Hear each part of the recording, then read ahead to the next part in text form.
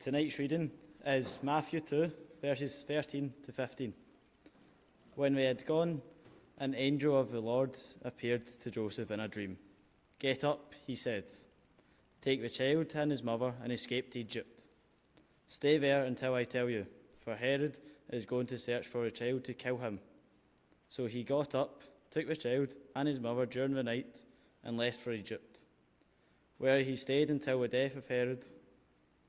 And so was fulfilled what the Lord had said through the prophets, "Out of Egypt I called my son."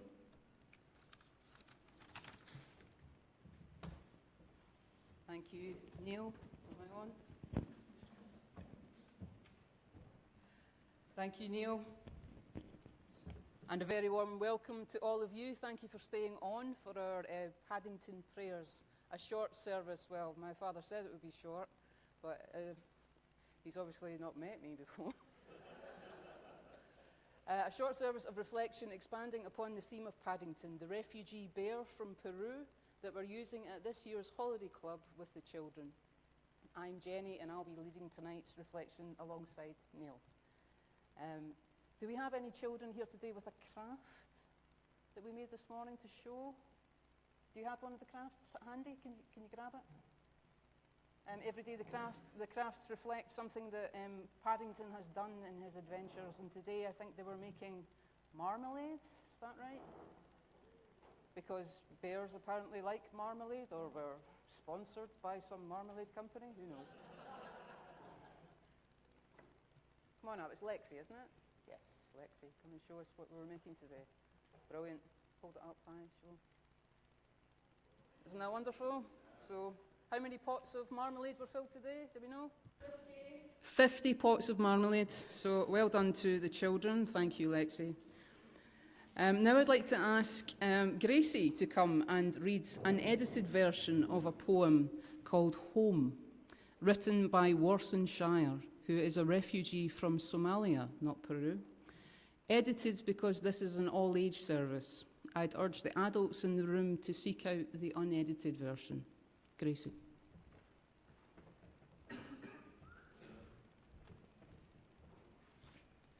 No one leaves home unless home is the mouth of a shark. You only run for the border when you see the whole city running as well, your neighbours running faster than you. The boy you went to school with is holding a gun bigger than his body. You only leave home when home won't let you stay. No one wants to be beaten, pitied. No one chooses refugee camps or prison, because prison is safer than a city on fire. I want to go home, but home is the mouth of a shark. Home is the barrel of a gun, and no one would leave home unless home chased you to the shore. You have to understand that no one puts their children in a boat unless the water is safer than the land.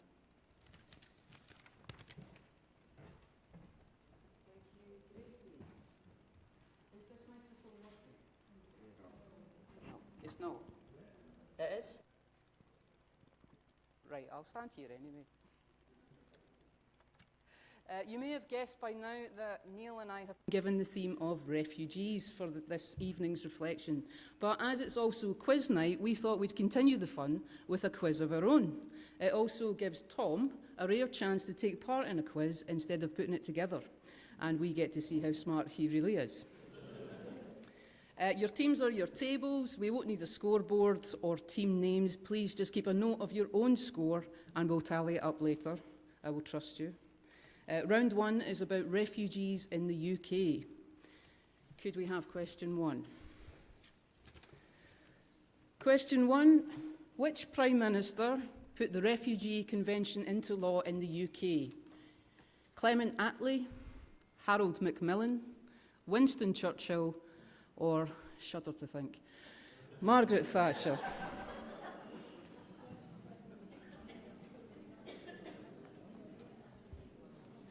A moment to confer. You will get the answer straight away, and you'll be marking yourselves.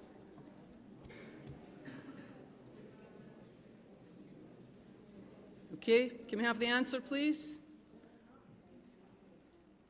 Winston Churchill's government put the Refugee Convention into action in 1954. Next question. In the Refugee Convention, what is the definition of a refugee? Someone unable or unwilling to return to their country of origin owing to a well-founded fear of being persecuted there. Someone who has applied for protection in another country. There is no formal definition of a refugee.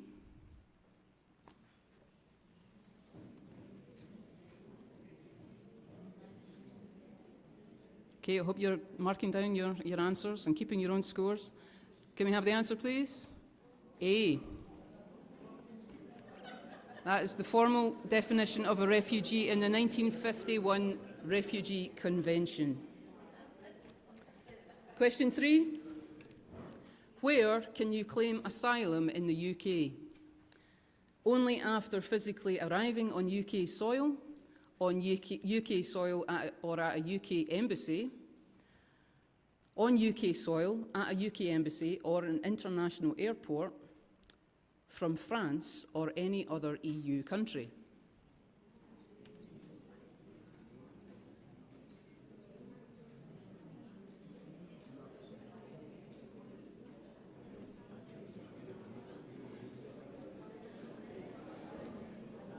And the answer?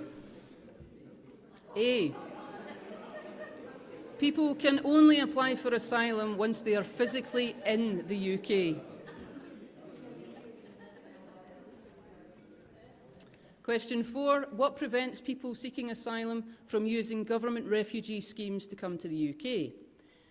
They're reserved for people from specific countries. They only allow limited numbers. There is no way to apply for an official scheme, or all of the above.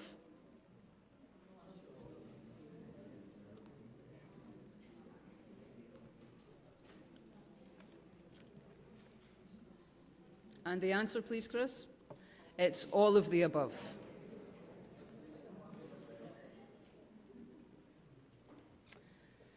In what year did the UK see its highest ever number of asylum claims? 2002, 2015, 2022 or 2024?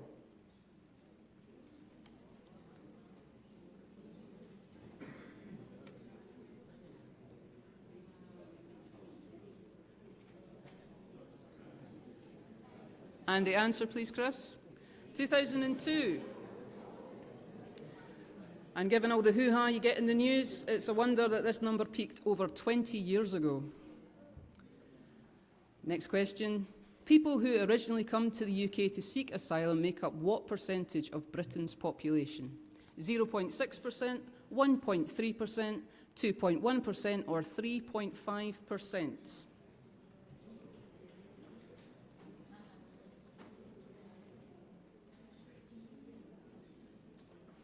And the answer, please, Chris? 0.6%.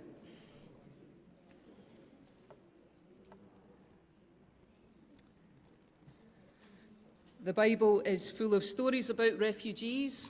Joseph, of Dreamcoat fame, was sold into slavery by his brothers, who then became refugees in Egypt. Moses and the Israelites were refugees from Egypt, wandering the desert for 40 years. Ruth was a refugee from Moab, who lived in Israel. And Jesus himself spent the first few years of his life as a refugee in Egypt. Jesus' stepdad Joseph, having been warned by angels, took his young family to a foreign land to escape the persecution of King Herod. I can identify a little bit with Joseph, looking after a youngster who wasn't his own and keeping him safe in a strange land. But Joseph probably didn't need to go through as many PVG checks as me, or to install as many carbon monoxide detectors in every room of his house. You see, for the last 3 years, my partner and I have been volunteering with our local authority as a host family for unaccompanied minors seeking asylum, or as we prefer to call them, kids.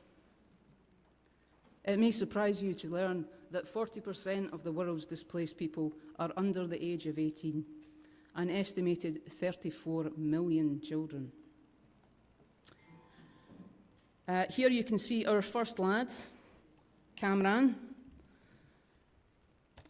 from Afghanistan. Many of you have met him, and this is Mai from Vietnam, who is at home just now and whom so far only a very select few have met. I've included our niece, Esther, in both pictures to give you an idea of scale. They were both just 16 years old when they arrived, the same age as Neil, who is my partner in crime this evening. Kamran fled Afghanistan with his older brother, Omran, in August 2021 when he was 14 or 15 years old, soon after the British and US forces had abandoned the country to the Taliban. His brother had served in the Afghan army alongside British and American troops, fighting against the Taliban and the Islamic State, or Daesh, as Cameron prefers to call them, since there is nothing Islamic about them. One night, whilst they were having dinner, the Taliban burst into Cameron's home and demanded that his father hand over Omran. Of course, he refused. Soon after, Cameron's uncle was assassinated whilst driving the van Cameron's father usually drove.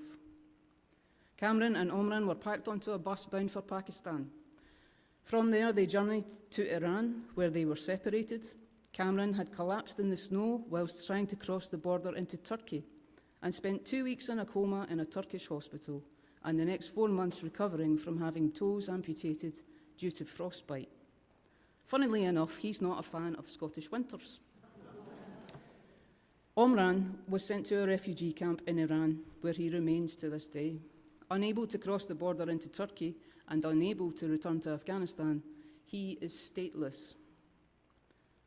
Unaware of his brother's plight and in any case powerless to help him, Cameron continued on his journey through Europe, passing through Bulgaria, Serbia, Hungary, Austria, Switzerland and eventually into France, where he was coerced by traffickers into a leaking dinghy made for 6 people but crammed with more than 20 and crossed the English Channel, the busiest shipping lane in the world, in the middle of the night in mid-October.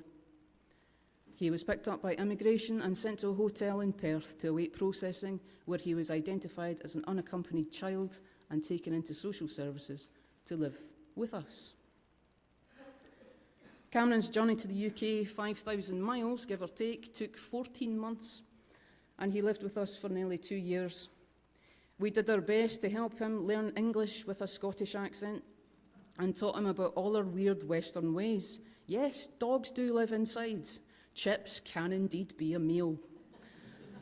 Firing guns at the sky during weddings is usually considered inappropriate.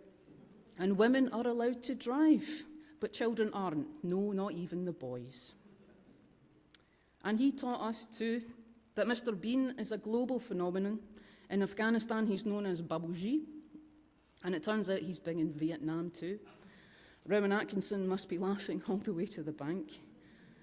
He taught us about his culture and language, about Afghan cooking, about Islam, about life before and after the Taliban, but more importantly, about resilience, about faith, about putting your trust in other people, and about making the most of life's opportunities.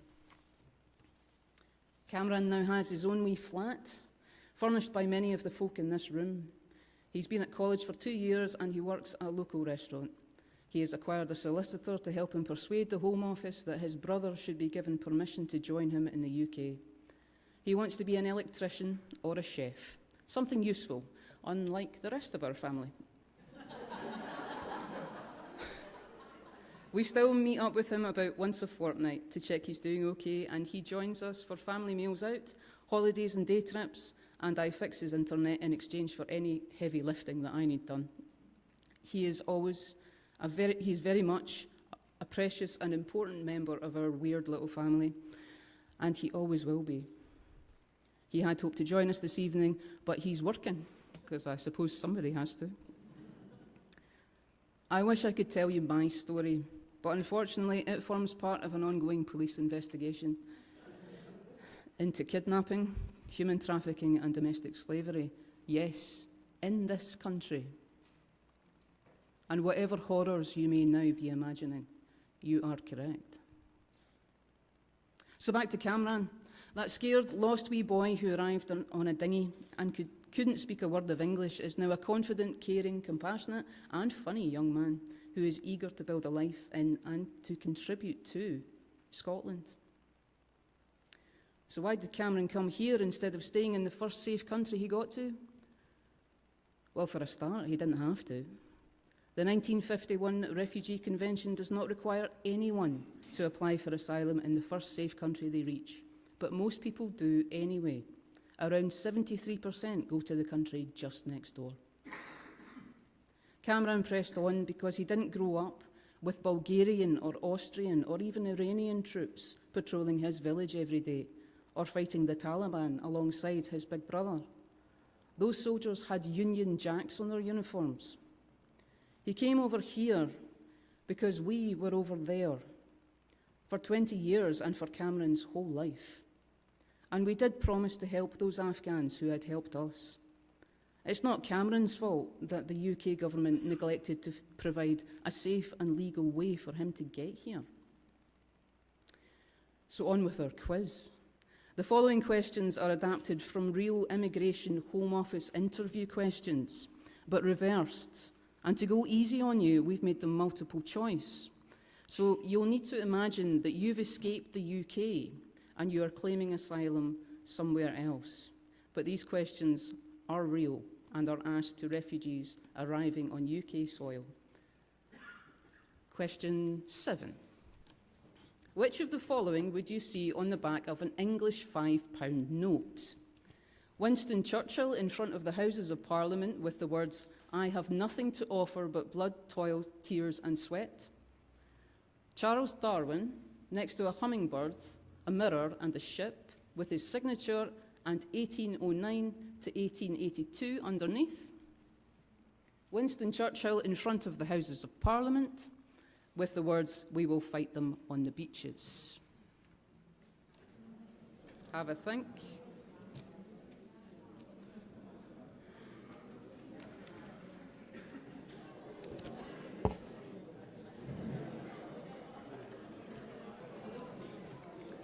And the answer, A, Winston Churchill in front of the Houses of Parliament. But the details are tricky. You might have found yourself questioning something that you knew, something that you thought you saw every day. In one interview, an asylum seeker from Syria was asked to explain what every image and building on a Syrian pound note represented. Next question. You said you're a member of the SNP. I know, just imagine. We understand that there are several other political parties in the UK. Labour, Conservative, the Greens, Lib Dem. Could you describe the logo for the Green Party's youth movement? Green triangle with a white tree, green square with a white flower, green circle with a white leaf. You may confer.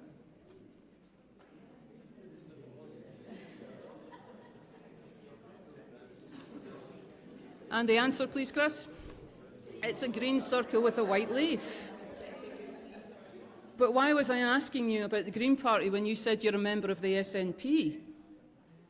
One asylum seeker said that in his interview there was a simple misunderstanding, which meant he was asked to explain in detail the flag of a party he had no affiliation with. And that was the reason they sent him back. Next question. I just need a wee drink, so you can read this one for yourselves and select your answer.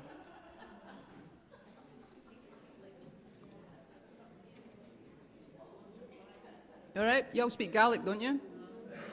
No? Oh, bad luck. We hope you understood this question. If you answered yes or no without properly understanding it, this may affect your claim further down the line. Imagine you had been given an interpreter who spoke one of the languages from your country, but not the one that you understood. We'll take a break from quiz time and we'll stand to sing a hymn that I believe they've been practicing at a bit of a sing. Is that right, Mother? The Son of God became a refugee. Please stand as you're able. Sorry, Gareth, I should have given you some warning.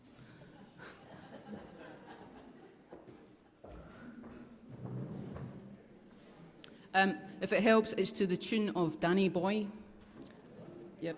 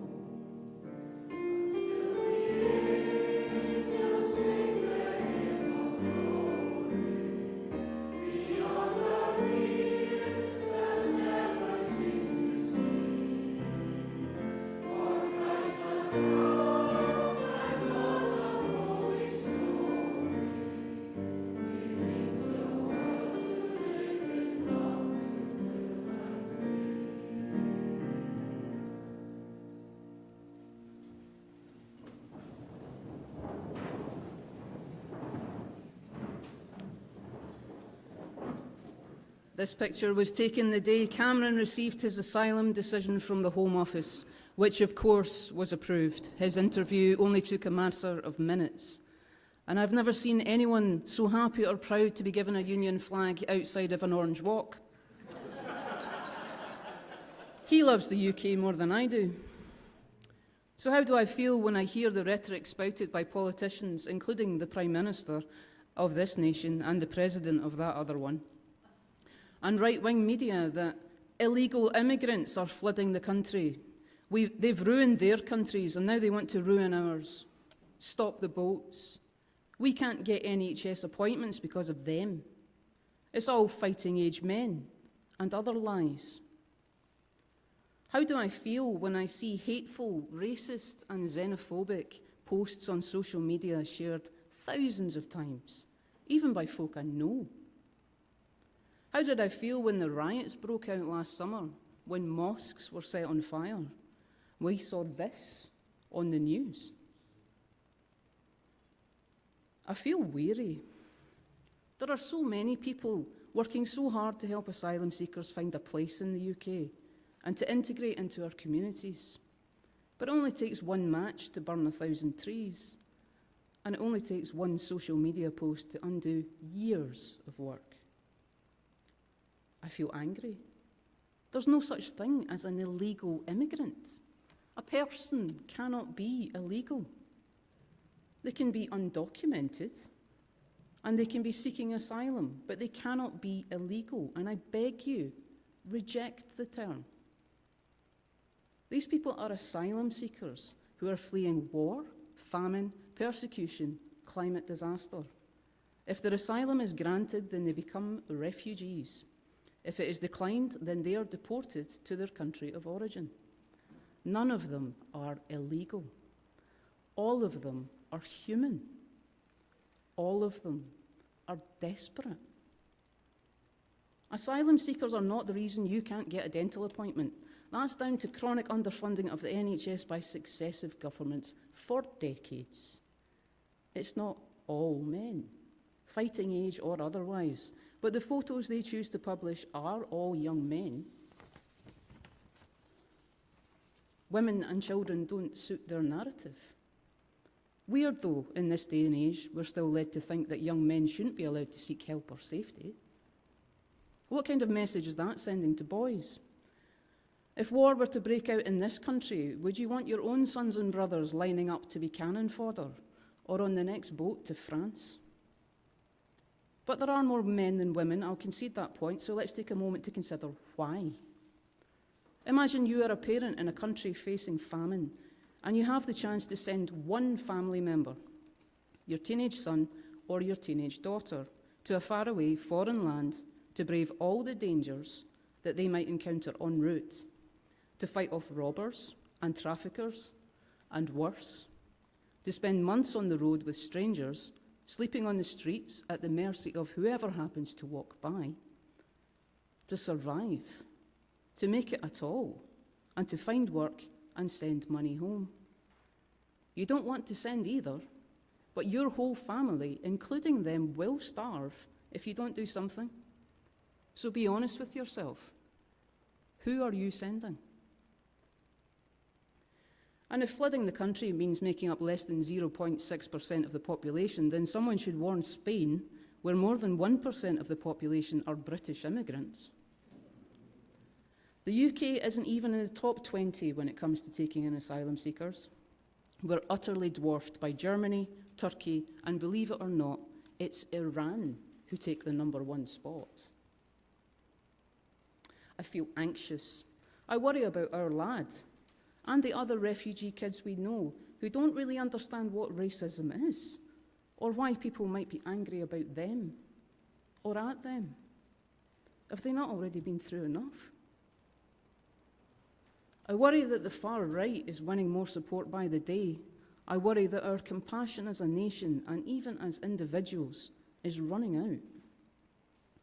I know some of you may be thinking, is this not a wee bit too political for a church service?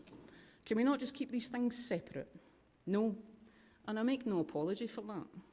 Following Jesus is political, and if it is not political, It is not following Jesus. Jesus commanded us to love one another, to love our neighbours, to look after the poor, to do unto others as you would have them do unto you, to forgive, even to love our enemies, to live in peace. He didn't say these things for a laugh. They are the very core of his message. They are the reason he gave up being a carpenter, and they are the reason he ended up on a cross. If that's not political, I don't know what is.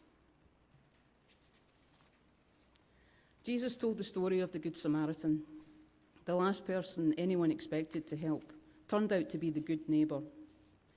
We all like to think that we'd be like him, the good guy who did the right thing regardless of who it was that needed our help. But are we really? Are we prepared to put our money where our mouths are? Are you prepared to speak up the next time a colleague or a classmate or even a friend or family member utters the words, "Stop the boats"? Ask them if they mean these boats. We have a bonus round of our quiz. Could I have the next question? You're waiting for your asylum decision. Whilst waiting to hear back about your claim you're not allowed to work, how much will the government give you to live on per week? £8.86, £51.43, £24.75, or the same amount as anyone claiming universal credit?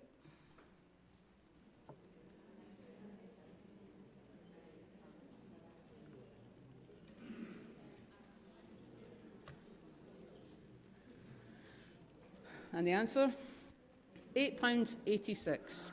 People living in accommodation, such as hotels, that provides meals are given just £8.86 a week to live on.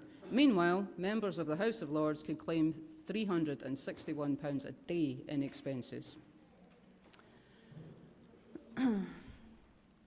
While people seeking asylum get just £8.86 a week to live on, how much profit has one company made from providing asylum accommodation in the last 3 years? 180,000, 380,000, 12 million, or 180 million?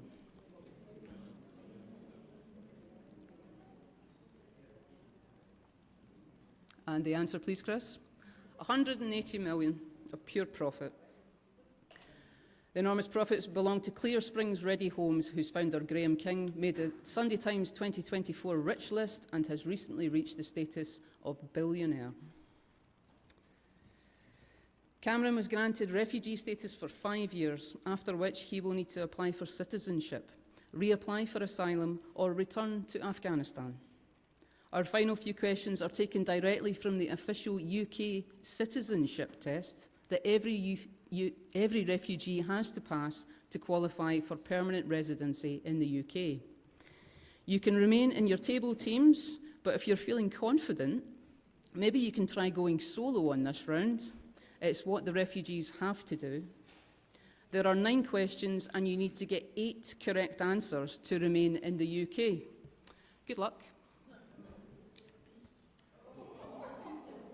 These are genuine questions. When did the Habeas Corpus Act become law? 1664, 1679, 1687, or 1693?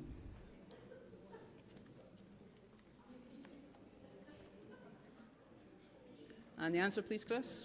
1679, of course. We all knew that, right? Next question, please, Chris. One TV licence covers all the equipment at one address, but people who rent different rooms in a shared house must buy a separate TV licence. Is this true or false? Answer, please, Chris? It is true. Next question. Who is credited with the introduction of the National Health Service in 1948? Is that? And you're in Bevan. Well done. Next question. What university did Isaac Newton attend? St Andrews, Cambridge, Oxford, or Warwick?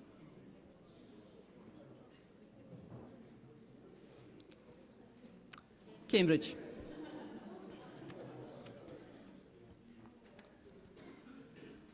Next question.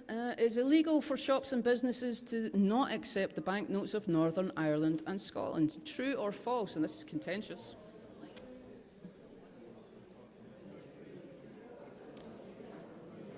And the answer, please, Chris? It is false. They do not have to accept them. Sorry to burst your bubble there, folks.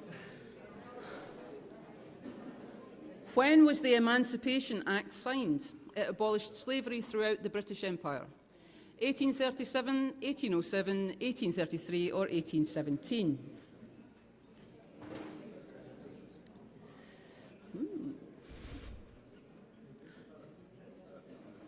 And the answer, please, Chris? 1833.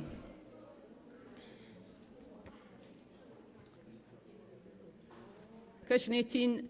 Who developed ideas about economics during the Enlightenment period, which are still referred to today? Isaac Newton, Adam Smith, James Watt, or David Hume?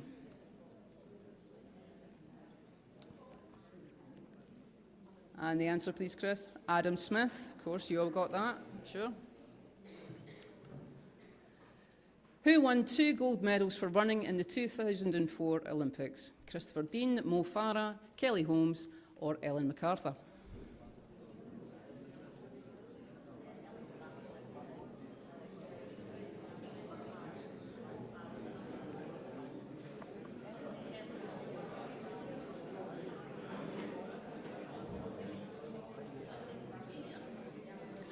And the answer, please, Chris? Kelly Holmes. And now, I think this is the final question. Who was Thomas Gainsborough?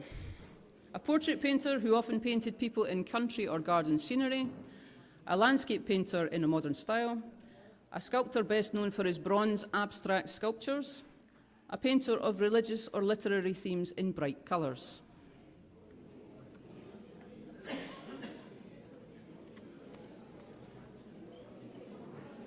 And the answers, please, Chris. Portrait painter.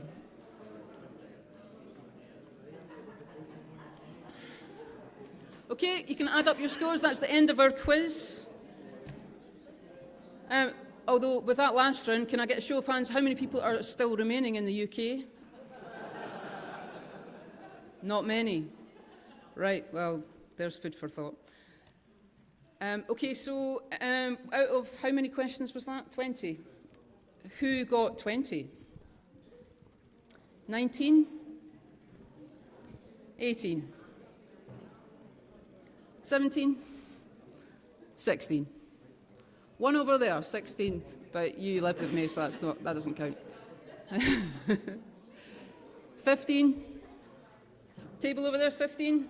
Our winners. 14? 13? Well done. 12? 11?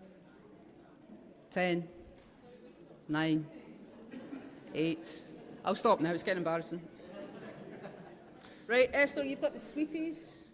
We have first, second and third, so if you were first, could you raise your hands, please? And if you were second, could you raise your hands, please? Nice try. And third, keep your hands up so that Esther can take your...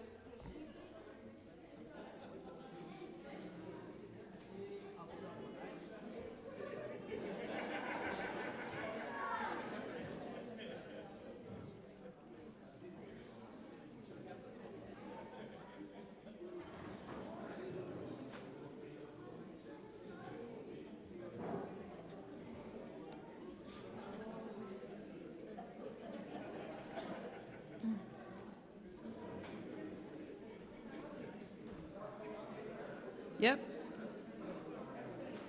No, all of them, all of them. Just put the bowl down. And at the other table, yep. Well done. Thank you, Esther, for giving out the prizes.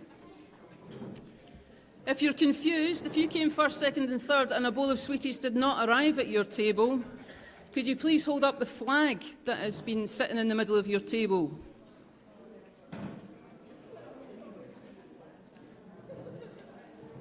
Do you know which flag that is?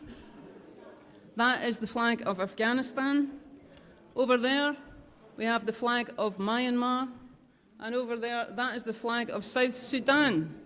I'd like to ask Neil to just come and give us a synopsis of what's going on in those countries. Come on up.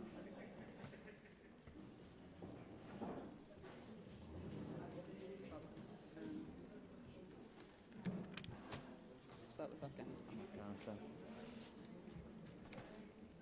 Afghanistan. After more than 4 decades of conflict and instability in Afghanistan, an estimated 23.7 million Afghans, over half the population, including women and girls, are in need of humanitarian and protection assistance.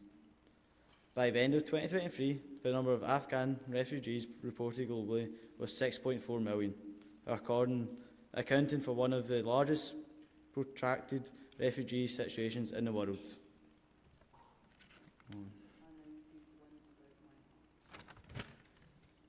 In August 2017, armed attacks, massive-scale violence, and serious human rights violations forced thousands of Rohingya to flee their homes in Myanmar's Rakhine state. Many walked for days through jungles and undertook dangerous sea journeys across the Bay of Bengal to reach their safety in Bangladesh. Now, nearly 1 million people have found safety in Bangladesh, with a majority living in Cox's Bazar's region, home to the world's largest refugee camp. The United Nations has described the Rohingya as the most persecuted minority in the world. Persecuted, sorry. What one? Last table was what flag? South Sudan. South Sudan. Nearly 2.32 million South Sudanese have fled to neighbouring countries, and 2.22 million remain internally displaced in South Sudan due to violent conflict throughout the country. It is the largest refugee crisis in Africa and the third largest refugee crisis in the world. Thank you, Neil. The tables that did get sweeties, can you hold up your flags? And wave them around so everyone can see. It feels very unfair, doesn't it, when you realise the game is rigged, that it doesn't matter how hard you tried or how much you got right, you will never win. Hard enough to accept you lost out on some sweeties because you sat at a table that was destined to lose. Imagine how much harder to accept that you were simply born under the wrong flag. I wonder if our winners tonight have it in their hearts to share with the losers. And I don't just mean the sweeties.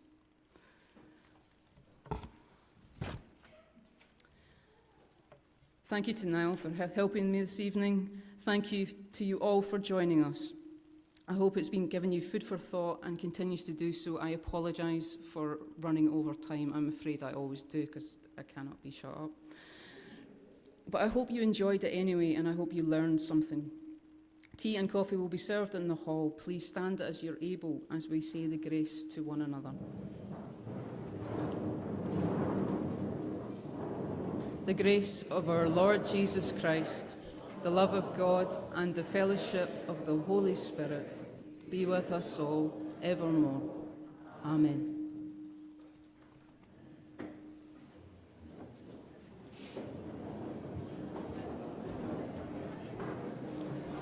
Huge thanks to Jenny and Neil for that very meaningful Paddington prayer. Give them a round of applause.